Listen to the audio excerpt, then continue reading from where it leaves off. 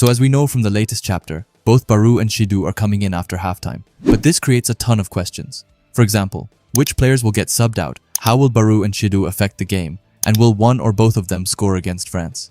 Well, if you are wondering any of that, then stick around as this is what I will be talking about, starting with who I think will get subbed out. I actually wanted to save this to the end. But to be able to cover the other topics, I'm forced to start with this. So first, let's look at the current formation for Blue Lock, and here we see that in the first half they used a 3-5-2 formation. Now I'm not gonna lie, but I'm a big fan of this formation, however.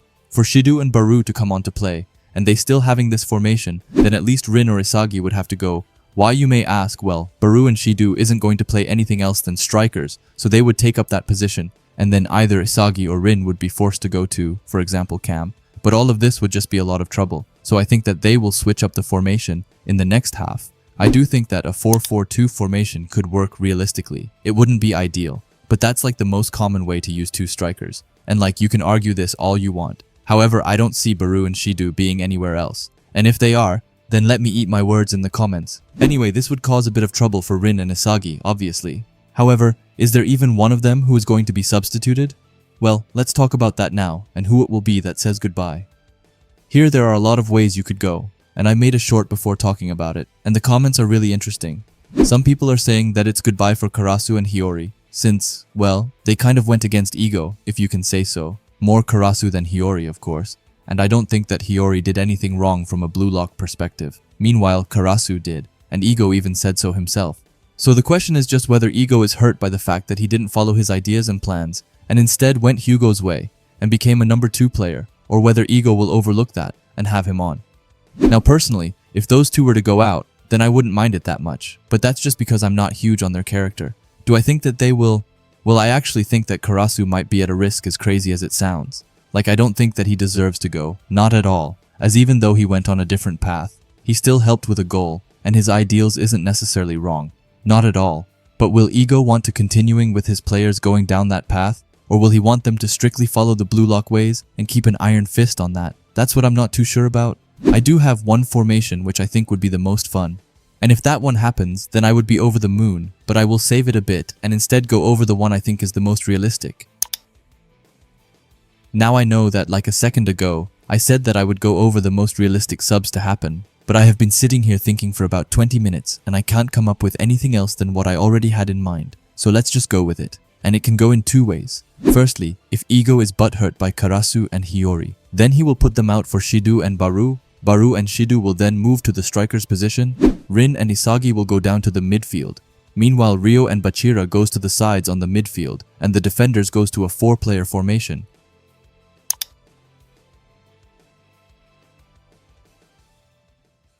However, if Ego wants to have Hiyori and Karasu left to challenge the Blue Lock agenda, then it's pretty much the same, but with just Bachira and I think RU being the ones who are getting benched. And that would be pretty sad too, see, as I want another Bachira goal badly, and RU is just the boy, you know, like you can't really hate him.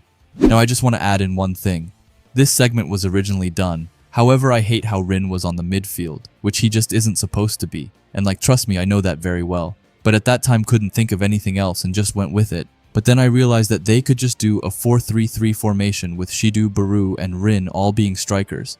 And Isagi would have gone down to an attacking midfielder, and then both Ryo and Bachira being left on the midfield and chilling there. That would, however, mean that Karasu and Hiyori would be subbed out, which I realistically find hard to see. But Ego can also be super petty at times, so it's not like out of the picture that it might happen, even though it would basically say that you can't go against Ego, because if you do, then you will get punished, which sounds a bit insane, especially when thinking that the ones from side B will come after the group stages and will automatically go against him, as he previously said, that no eliminated player would come back, but that might also be a stretch. Anyway, this is the formation which I would be happiest with if we were to get, not the one which I believe is the most likely to happen, but the one that would get me screaming at my phone and jumping up and down in my chair towards. With that, we move on to the second segment, which is talking about how Barou and Shidou will affect the match, and the better question is actually how will they not affect the match? I feel like every team that they go against, they will somewhat catch them off guard. With that said, I am already aware of the fact that HUGO is a literal mastermind, and most likely has prepared countermeasure against them coming in, and the unpredictable happening. I am also fully aware of the fact that both Loki and Charles played in the Neo Egoist League, and has already gotten a taste of their unpredictable and crazy nature. However, even with that, I feel like there is not really any way to really lock these two down. Sure, you can put more players on them, making it a lot harder for them to even move, but that will in turn leave other players more open, so that won't work for the whole game, especially when you have two unpredictable jokers coming into play. I would also like to somewhat add Rin into this mix of them, since, well, he isn't considered a joker, but I feel like if he wanted to, he could easily just play that role. And if we go into a universe where Karasu isn't benched in the next chapter, and is actually on the field and playing along with them, and he is still fully embodying his number 2 role, then just imagine what could happen. It would basically be a top-level midfielder and playmaker, passing to both Barou and Shidou, who would somehow just do the most insane things. Now, how I feel like things will play out is that we will see them going into the match. They will go and try to attack France. However, France will shut them down at the beginning. We will then have a whole yap session by HUGO, as he explains what countermeasures they have placed because of Barou and Shidou, and how they will not be able to get past them. After that, we will get more information on what Shidou's and Barou's special training by Ego really was for, and after that, we will see them destroying the countermeasures and one of them will score. That's how I believe that it will go down, as I feel like France will start by punishing them and getting confident that they have stopped these two beasts before their dreams gets crushed by them, as their egos just goes up to full and max volume as they go absolutely insane. Also, this is really off topic, but I just can't wait to see Charles and Shidou interacting. I loved how they were towards each other back in the Neo-Egoist League. And not to mention that at the start of the match, Charles asked if Shidou was playing, and that was just so cute, and how he got a bit sad when Bachira said that he was benched. If we get in club arc later, then I have to see the two of them going to the same club, because if not, then I will fully have a crash out.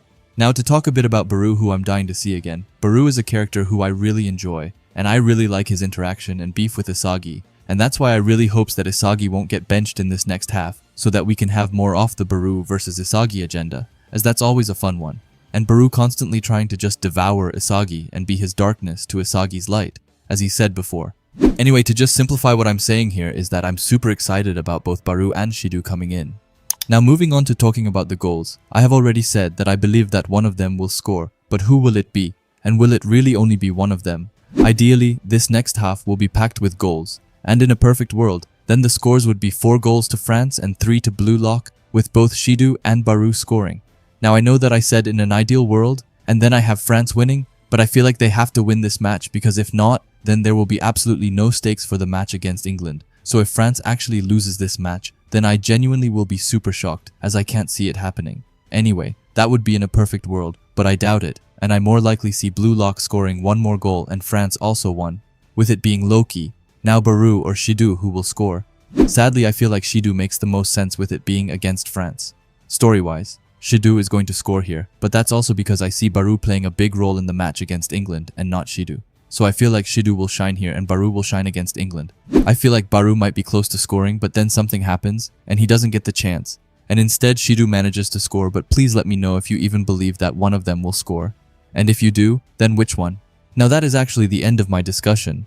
But if you have a moment, then please spare me 1 minute.